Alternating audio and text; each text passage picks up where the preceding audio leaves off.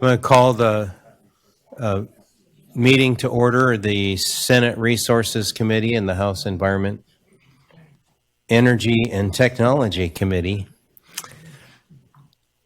Just a little announcement before we start, the technical issues cannot be fixed. So you guys will be able to, those in the audience will be able to see the presentation. The committee members will only be able to see it if they turn around.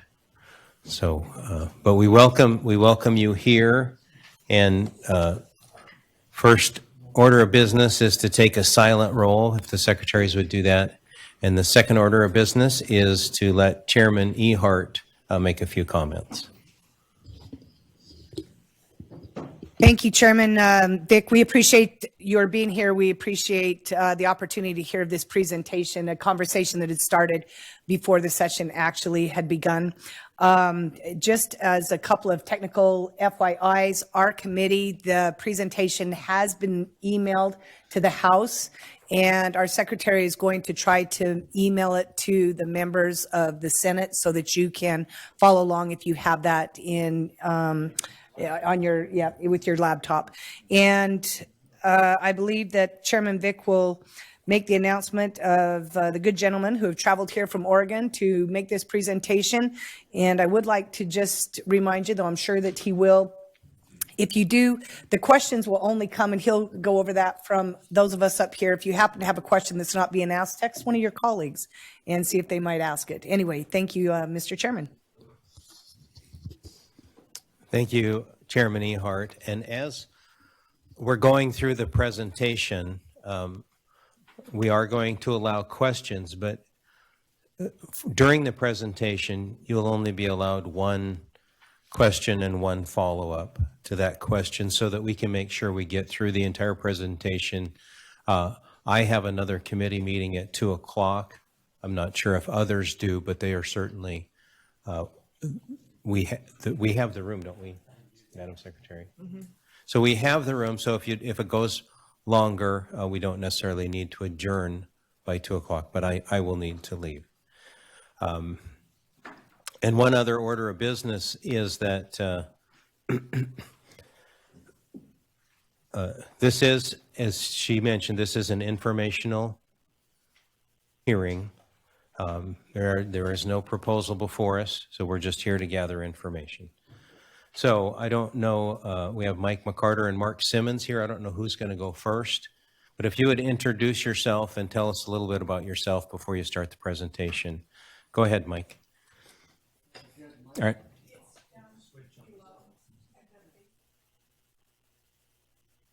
Right at the base of the microphone.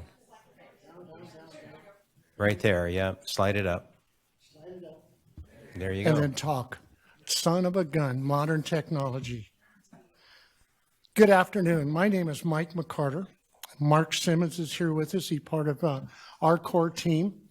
I am a 74-year-old Oregonian, born and raised in Oregon, lived there all my life, except for 7 years during the Vietnam War when I was in the military. I came back home and went into agriculture and retired out of agriculture after 30 years of working in the nursery industry. We are part of the core team for Move Oregon's Border, and we want to take the time to thank you for the opportunity to testify before you in your committees. Chairman Earhart, Senator Vic. Move Oregon's Border is not about politics. It's not about political parties.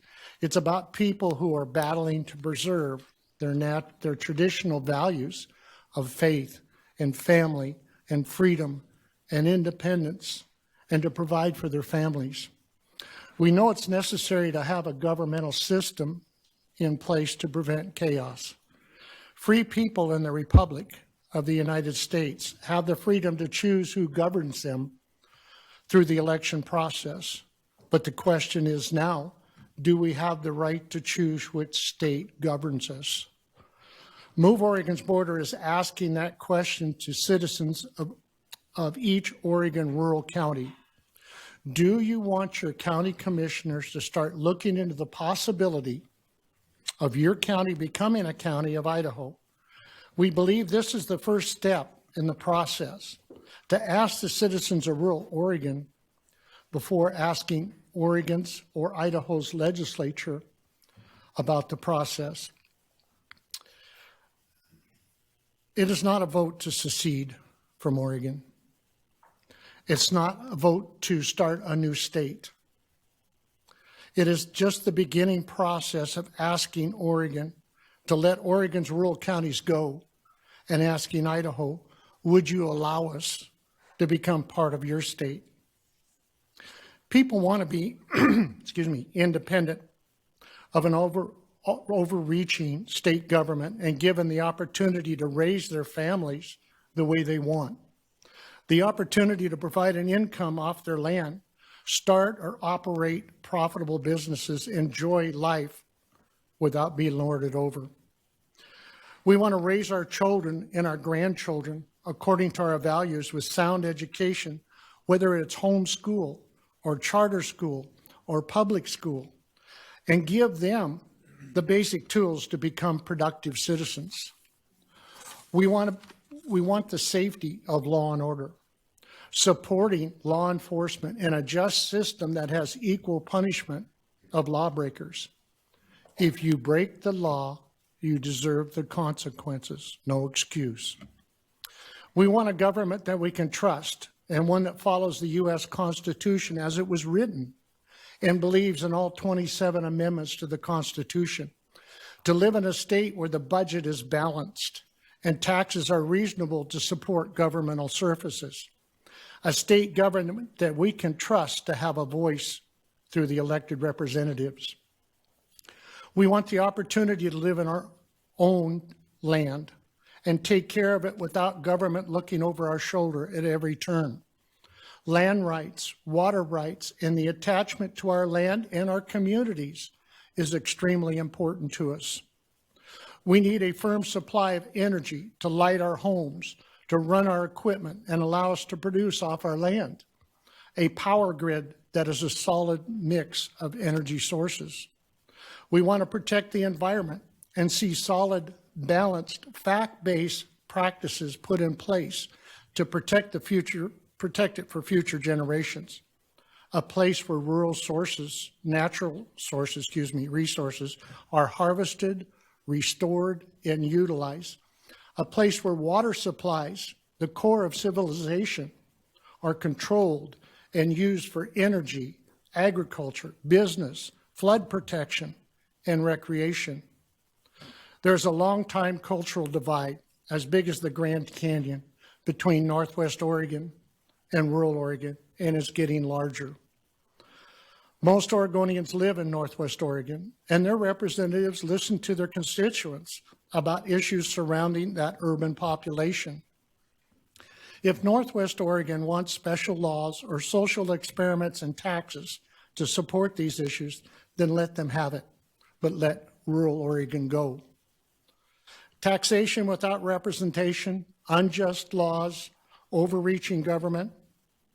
Does this sound familiar with America prior to the American Revolution? And where did that end up? Move Oregon's Border believes in following the legal path to join Oregon if Oregon will let us go and Idaho will have us. We realize that this is not a simple process and there are many hurdles to overcome. Move Oregon's Border is a grassroots movement with no corporate or political support. All of us are volunteers. We have overcome COVID-19 restrictions, political obstacles, and court challenges to get this issue before the people so that they can vote in 4 counties in November of 2020, 5 counties coming up next month in 2021, and 6 more counties have active petitions running for future elections.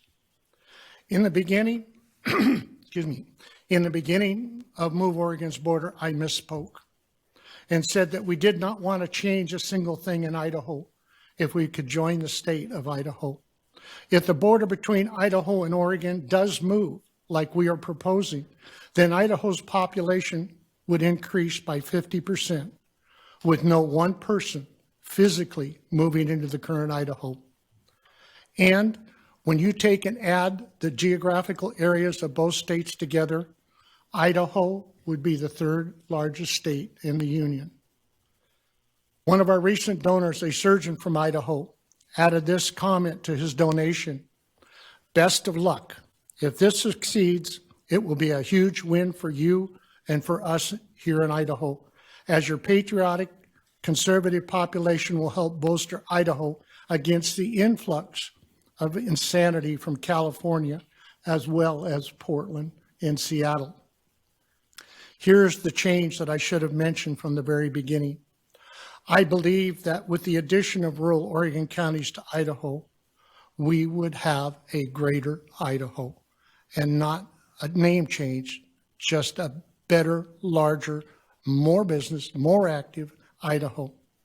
Now I'd like to turn this over to Mark to talk about some of the benefits of moving Oregon's border. Speaker Simmons, welcome to the committee. And again, if you could tell us a little bit about yourself before you start. I'd be happy to. Thank you very much.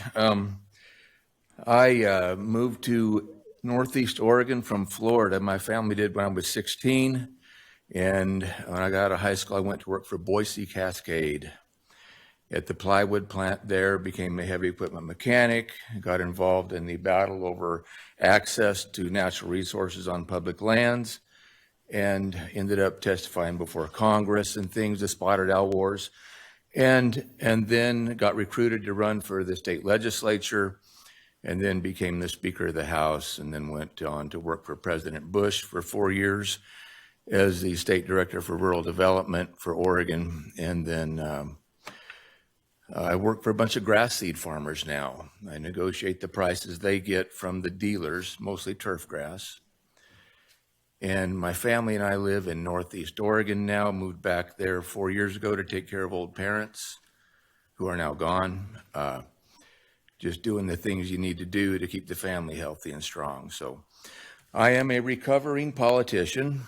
I go to my meetings, mostly, but I have relapsed of late. My old friend Mike got involved in the process to move Oregon's border.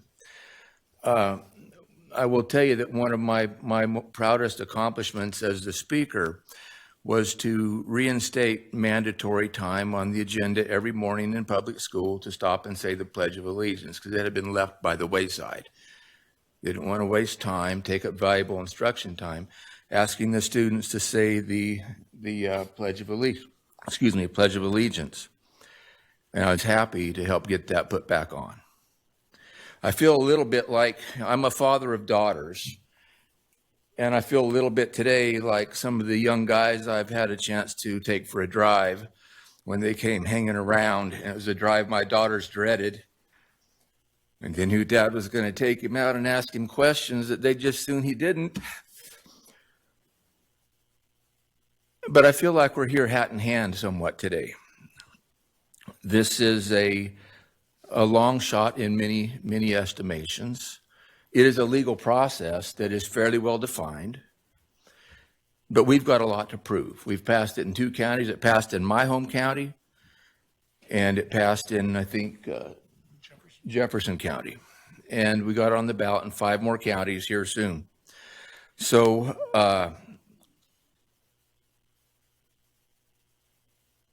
when we started our conflict with the British back in the day, we had a lot of challenges with them. And when it came time to actually start an effort to restructure who we were governed by, and the 13 colonies got together, it was a long shot. It was the long shot of long shots. And that's why George Washington developed that pine tree flag, which across the top says, "Appeal to heaven." They carried it into battle with them every time they went out. Appeal to heaven. We got to have that on our side if we're going to have victory. So why did this pass in my county at home? It gives people hope. We have a government in power in the legislature, in governorship in the state of Oregon that seems to have a vision for the future that just doesn't include us in rural Oregon. The values are different. Their goals are different. Right now, we have legislation to outlaw diesel fuel in the state of Oregon. Proposals from our governor to teach critical race theory in schools and certainly in all the bureaucracy. Overbearing regulations, a different view of the future that doesn't have the kind of values and beliefs that we have. We have the cultural divide that Mike was talking about. Legislators in Oregon have fled to Idaho over the last several years to deny a quorum and keep things like the carbon fuel tax and all that kind of thing from passing. Well, when they were adopting the rules this last session, a rule was put on the books: if you miss a session of the legislature by walking out, you've got a $500 a day fine on the legislators who do that. Now, when I was in office, all the Ds walked out over a redistricting fight, and we had to try to send the cops out to get them. We weren't successful.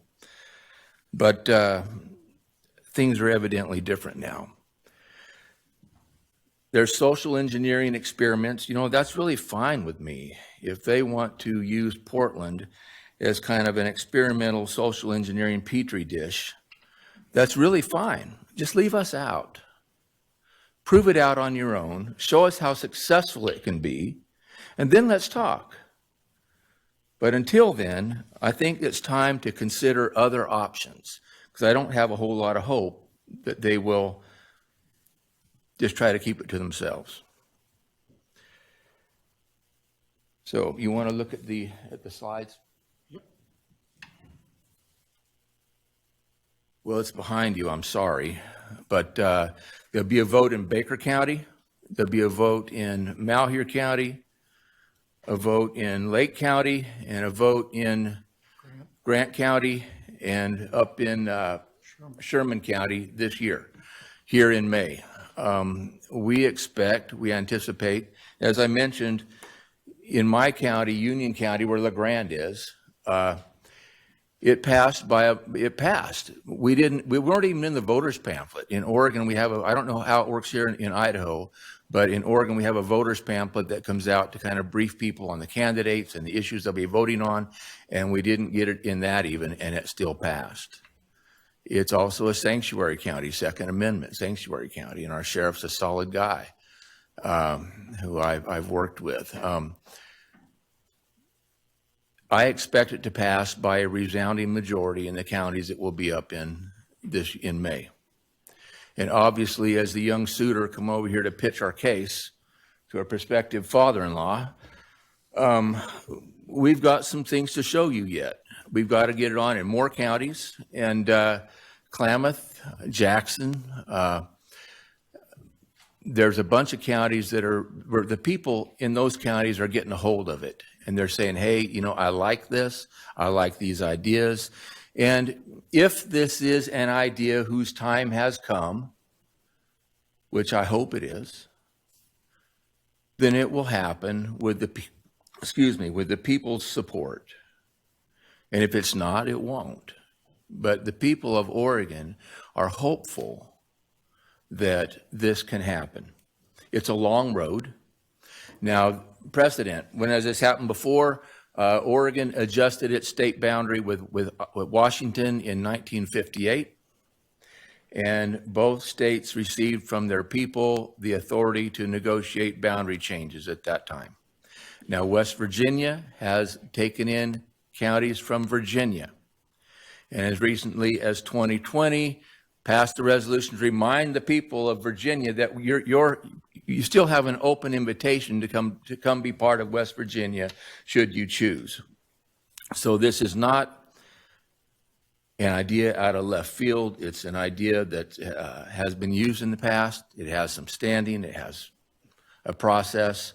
And for the discussion that we're having today and our purposes, this would take, as I understand Idaho law, a authorization for people in the state of Idaho to authorize your state government, your legislature and your governor to negotiate an interstate compact with another state And as I understand it, would take a constitutional amendment here in Idaho.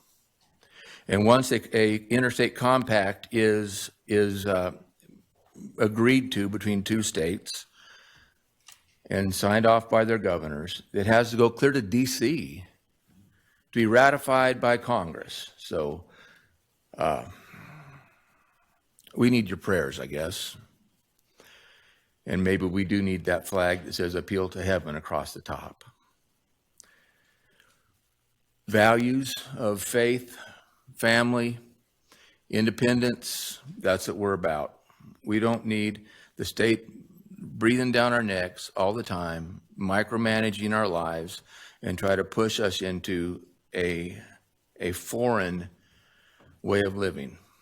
What else you got, Mike? Economy. I came out of the timber industry, as I indicated to you, and that is still near and dear to my heart. We ranch. We've got probably 700 cows in the family, and run them over a lot of ground. That's what I do. I help with it as I can, and we would be proud to be standing with you in Idaho. Both my sisters live in Idaho, and it's dear to my heart. And I would be proud to be an Idaho citizen from Elgin, Idaho. I'll take any questions. Are there questions from the committee? Mr. Chairman. Senator Stinnett? Thank you, Mr. Chairman. Good afternoon, gentlemen. Thank you for being here. I have a couple of questions, actually, and one of them is what percentage of Washingtonians, Oregonians, and Californians agree that they want to be part of Greater Idaho? We'll find out on the ballot in Oregon, but Northern California, the state of Jefferson, they got to pack their own water. You know, I think for my purposes and my discussion with you here today, I'm here to talk about Oregon. And Washington, you know, those things are all in your hands. I don't know. And I don't know that it's been voted on in those locations. And I, for my purposes, I want to keep it focused on trying to push the process along for Oregon. And if people in other states, if we're somehow successful with this, people in other states want to be part of the same deal, that's up to you at that point. Follow-up, Mr. Follow-up Chairman. question, Thank Senator. you.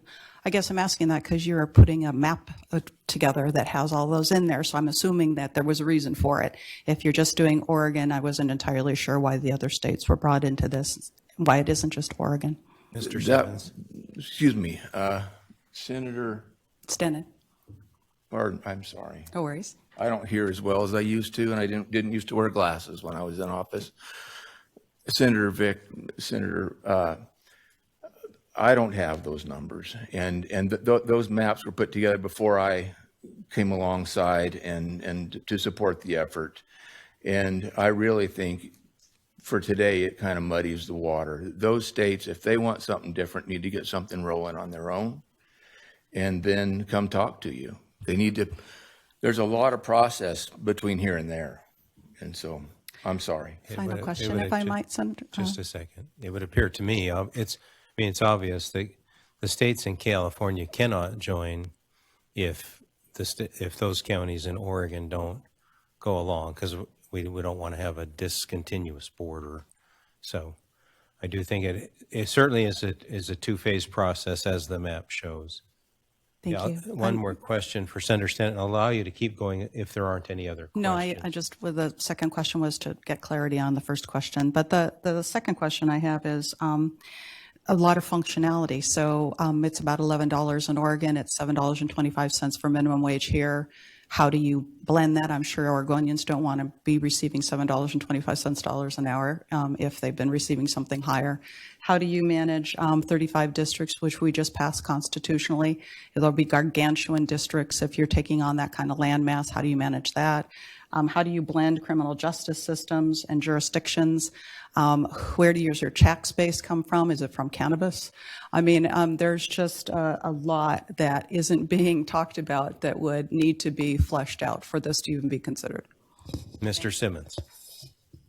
Senator Vick and Senator, the chair's in the way, I'm sorry. It's Stanton. Thank you. You're right. There are a lot of details. And before we can even begin to discuss the details, we've got to see a significant majority of counties in Oregon stepping up to support it. And I am confident that once we get there and we get to a situation where we have an agreement to have a debate, or at least a discussion between the powers that be in Oregon with the powers that be in Idaho, that we have a lot of smart people who can work out these details, because I acknowledge there are significant details, public employee retirement, minimum wage, a lot of them. And where there's a will, there's a way. Representative Ehart. Thank you, Mr. Chairman. If I may, a question for Mr. McCarter. Thank you very much. In some of the prior discussions that we had with those who decided, anybody was invited, I know, to jump on the Zoom call, and just on a broader scale, and granted, much to be worked out, but maybe we could name some of, touch upon some of the other advantages that might be worth Idaho considering something such as this, such as, which was already touched upon, but with everybody moving to Idaho, it isn't lost on me, the addition of landmass, the resources, including water, including, more of your agriculture besides timber. I mean, maybe there are some appealing things to Idahoans to even, at least in my estimation, to even consider this. Are there some of those things which you might be able to touch upon? Sure. Thank you, Chairman Ehart. I'd like to step back just a minute and maybe answer a couple of questions there for Senator Stinnett on this. There's a give and take situation. In a rally in Burns, Oregon, I had a gentleman come up to me and said, I have a problem with this because Idaho follows federal drug laws and Oregon is pretty much wide open right now. But he came to me and he said, I have to have this for my epilepsy and so on. He says, but I'm willing to give it up if we can become part of Idaho. There's a give and take situation that's going to have to come about for everything to work out. The minimum wage, the sales tax, how land use works, water rights works. There's just a large number of items that need to be answered. But to look at the bigger picture about the benefits, my finger went really fast over one of the slides there. Idaho, the way they handle businesses, the way you folks handle businesses, the regulations that are involved in it, even with the federal minimum wage, business coming into it from Oregon would boom. It would start to grow rapidly. It's amazing. I believe looking at it, it's not just a 1 and 1 equals 2 situation. It's a 1 and 1 equals 3. I know that Oregon's rural business would boom. That would result in more people working. That would result in more income off the tax situation for people that are working. Synergistically, it would explode.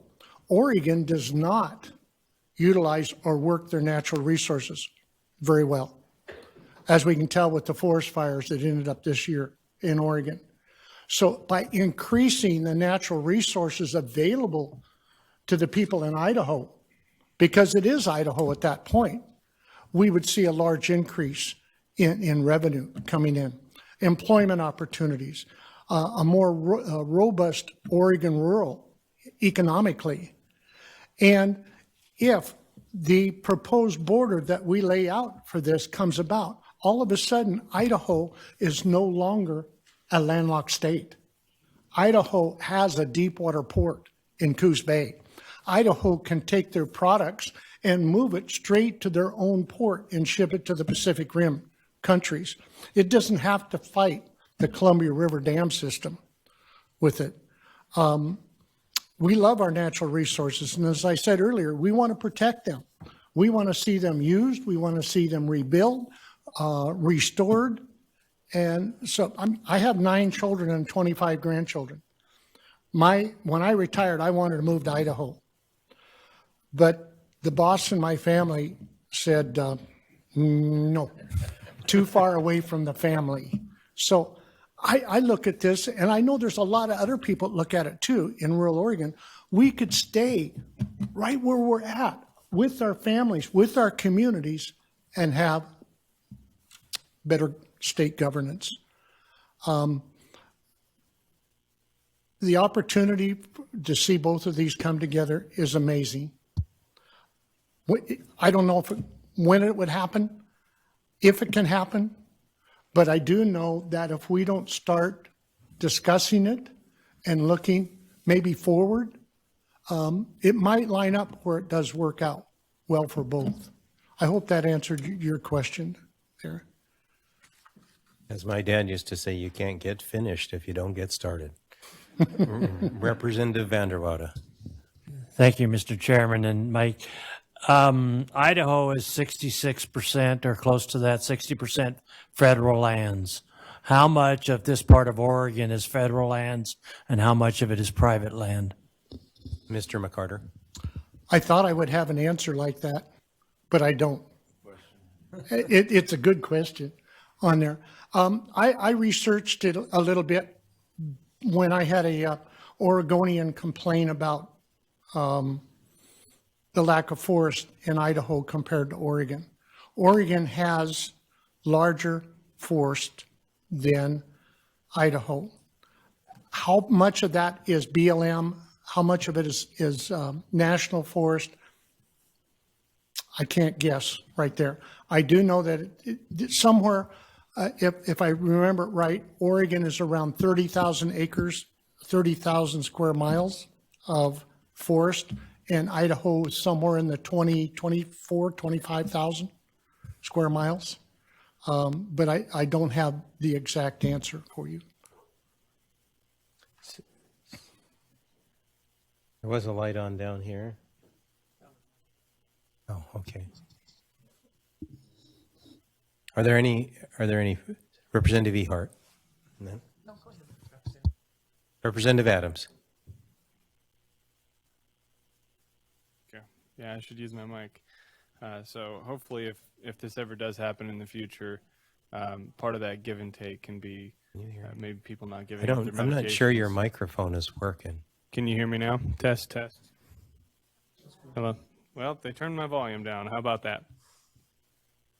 I'll just talk loud. How about that? That works. All right, so hopefully, what I said was hopefully if there is some give and take in the future, people won't have to give up their medications. But my first question is, how long has this movement been going on? When was the first time it was on the ballot? We started serious talk in December of 2019 and launched it in January of 2020 and got shut down in March of 2020 by COVID. We had one rally in Roseburg, Oregon for Douglas County, and not knowing how many people would show up, and over 400 people showed up for that rally. The one word that came out of it was hope. 2 days later, we were shut down when the state was locked down. But we managed to work our way through it to get enough signatures to get the first 4 counties on the ballot with it. But this talk about move Oregon's border and joining with Idaho, I researched it, and it goes all the way back to the 1860s. That's where I first heard something about it, because there was friction between Portland and Eastern Oregon at that time. It's been going on, and if you research it any length of time, you'll see articles all the way through the 1900s about this particular process and the desire to do it. Follow up. Representative, go ahead. Thank you. Well, I imagine that COVID probably brought a lot more interest into this topic than had previously been around. But how is it being received right now by the state of Oregon, let's say the state government, and how hard would they be fighting to make it not happen? Most states don't like to lose their resources to their neighbors. Mr. McCarter. Currently, thank you. Currently, during the session, our conversation has been nil with everything that's going on and what they're trying to meet and and COVID and Zoom meetings and things like this. I believe that there's a lot of people that are standing on the sidelines watching this particular issue to say, is there any traction to it? Is there anything behind it? Or is it like a state of Jefferson, or is it like a Cascadia or some other kind of movement that is out there? We are actively, as soon as the legislature ends, we'll be talking to the legislators, especially the ones in Eastern and Southern Oregon, about this process to see how they feel about it. But by far, this vote that's coming up on May 18 of five counties, which are probably the 5 closest counties within reason to Idaho, that will tell the story. People will look at that vote, look at that result, and say, there is something to this, and we're going to continue on with it. Thank you. Thank you. Senator Guthrie. Thank you, Mr. Chair. Mr. McCarter, a couple parts of the question. What's the vote strength been in the 2 votes that's been held, and how many counties in total will be voting? And then is it like one county voting no could kill the deal, or just go into that a little bit? Mr. McCarter. Thank you, Chairman Vic and Senator Guthrie. The four counties that voted in November, 2 of them passed, 2 of them did not pass. And as Mark said, part of our problem there was that we hit the ballot within days of the deadline of getting the information in, to getting the signatures in. One county in Douglas County, we were 30 signatures short of just the minimum of 3,600 signatures. The county commissioners put it on as an advisory vote. We lost in that county, but 61,000 people voted on that issue. It was the single largest vote in that county on any item on the ballot. And we lost 26,000 to 35,000. Now, we're grassroots, no budget, started out with 0 money in the bank, and it was all by people, all by talking, all by little meetings going on. We made a mistake there. We couldn't push it over the top. Now, I still have the petitions available to put it back on the ballot again. But this whole process of polling each county doesn't have to have every county vote positive. There is no leverage to our state legislature if they all voted 80% in favor of it. It does send a message up. Granted, we aimed at 18 full counties and 3 partial counties. We have 15 counties that have had or have petitions going right now. We still have counties that have refused to accept a petition. We took 3 of them to court. And in those cases, lost in one court, won in 2. Actually, one of them said, it's not worth fighting, we're going to put it on. But we won in the other court to get the petition. All we're trying to do is bring it before the people and let the people vote on it. It's not like it's going to mean we're going to leave the state of Oregon. So that is the goal. So there's 5 counties that will be voting in May. 6 more counties have petitions going. I know one of those counties already has enough signature to get on the next ballot, but we don't want to start that process because it should be the next scheduled ballot that it would be on without creating a special ballot for us there. So that's our goal, to be 21 counties. I have a follow-up question to that, and that is, it will matter to a certain extent because of what I mentioned before. The borders do have to be, you can't have Oregon here and have one county that's not connected be part of Oregon as well. So it would certainly would have some impact on even counties that approved it if counties in, somewhere else didn't. So, Representative Ehart. Thank you, Mr. Chairman. Mr. McCarter, or actually whomever may want to answer this. again, this was a very intriguing conversation, and one in which I wanted to get involved, and I appreciate both of our committees being willing to come and participate. But my question to you, as we talk about the issues, you kind of laid out a plan. It's my understanding that Idaho and Oregon are not the only, and Senator Senator's point actually was well taken, because some of the information that has been sent out, that even you guys have sent out, have included Washington and California. So, we know conversations are going, and I recognize we probably can't get that information, but it was well taken. But my question to you is, I understand Washington, Oregon, Idaho, and Oregon are not the only states engaged in this kind of conversation. Who else around the unions are actually engaged in this kind of conversation? Mr. McCarter. Thank you. 23 counties in Illinois have voted to either leave Illinois because of Chicago's influence and start a new state, or join with Indiana. I've had conversations with people in North Carolina where there's counties there that want to leave North Carolina and join Tennessee. I think in the media, it popped up about a county wanting to leave Colorado and join Wyoming, and the battle that's going back and forth there. This is an issue where if there's big cities that are controlling the vote in an entire state, the people who are outside of those cities are not heard. They're not represented. And so they're starting to react to it. There's word coming out of New York, because New York City controls all of New York, and rural New York is not real happy with that. So it's not just there, but we seem to have, for whatever reason, garnered a lot of the media on this.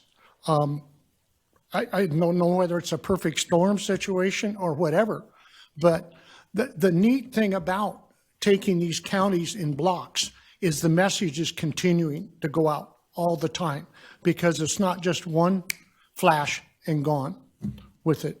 We're going to keep working it. We're going to keep fighting to get a vote.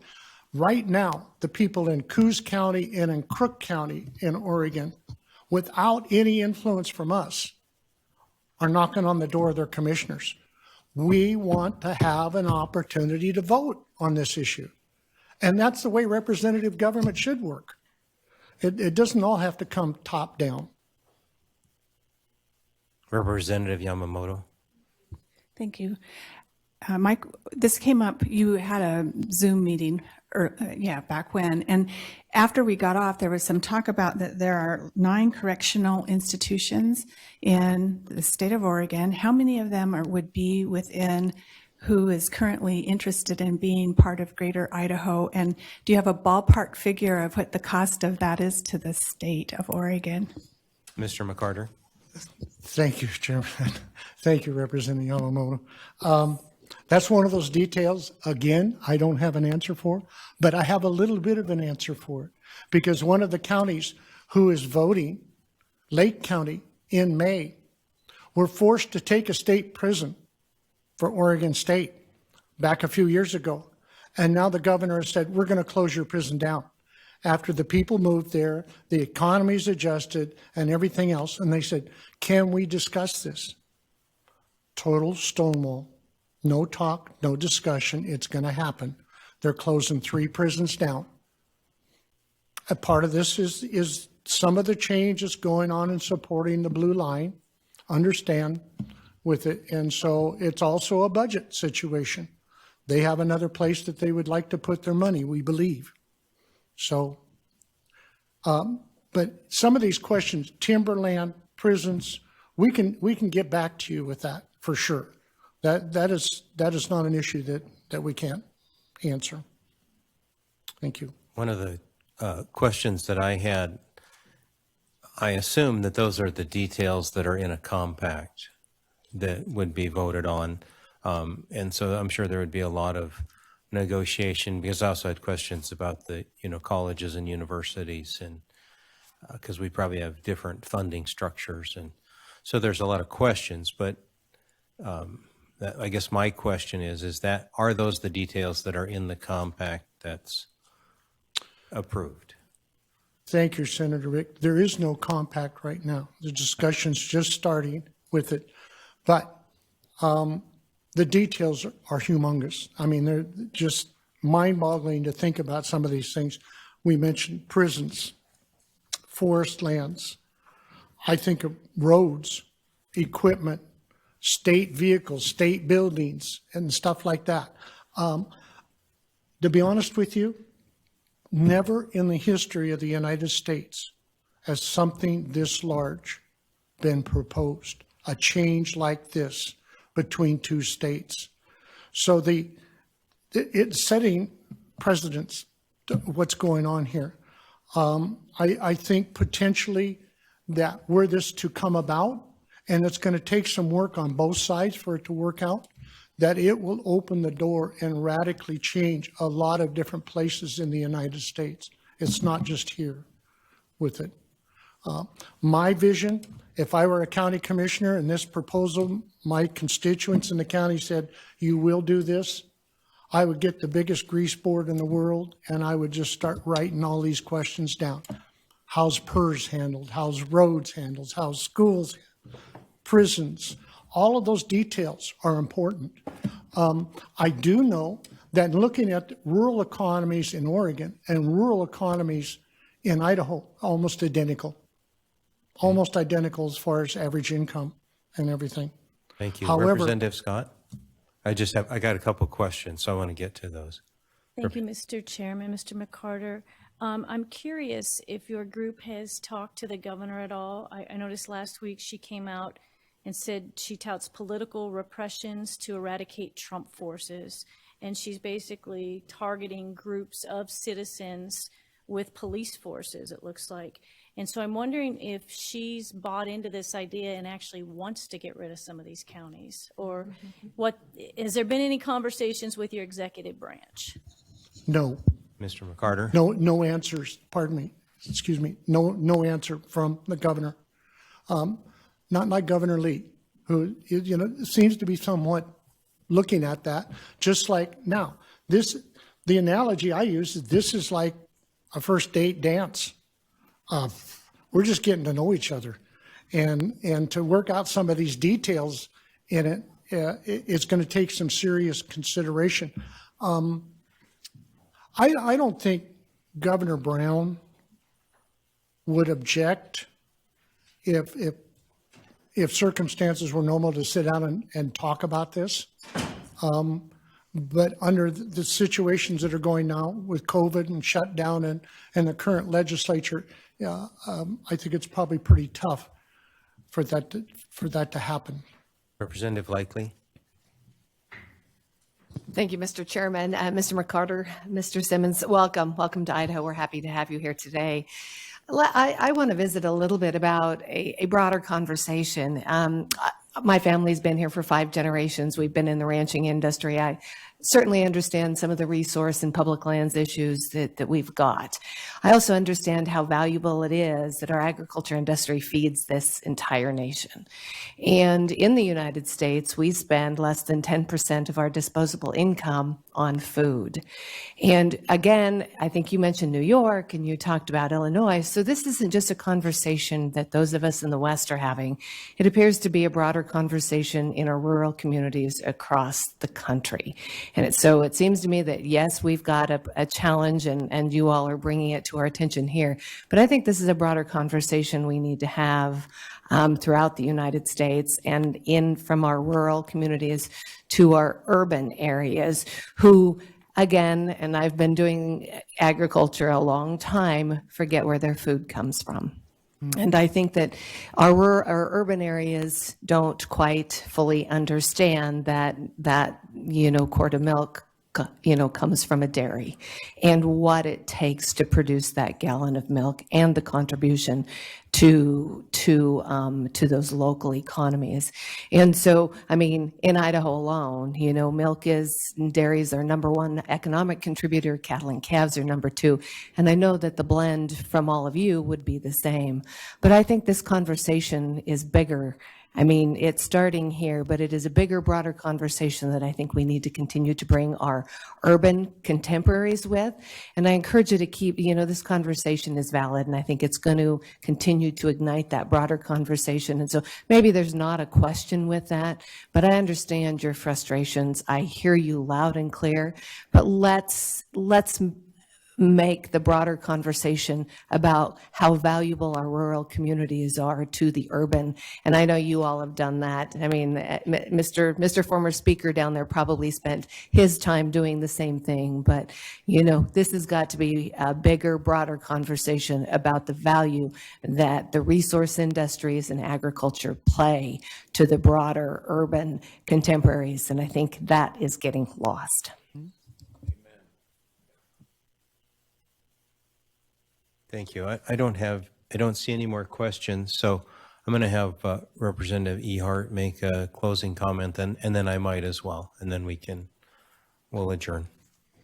Excellent. Again, thank you, Mr. Chairman. Thank you to our committees. This one being the energy, environment, technology, energy being one of the components that first intrigued me in regards to our water and again, other resources. And of course, with Chairman Vick and all of you with resources, I think that this was germane to our committees. And I appreciate just the joint hearing or presentation to kick the conversation off. I would like to assume that if it's okay, that we might be able to, which I think that it's probably all on your presentation, that they would be able to contact you if they have questions, and then some of these answers, if you're so willing, you can get it back, and something that we can make sure that we distribute. But just from my perspective, we very much appreciate your coming, and just it's an intriguing, as I've been saying, it's an intriguing conversation, and for me, the resources and what Oregon offers is intriguing to me. So thank you. And thank you,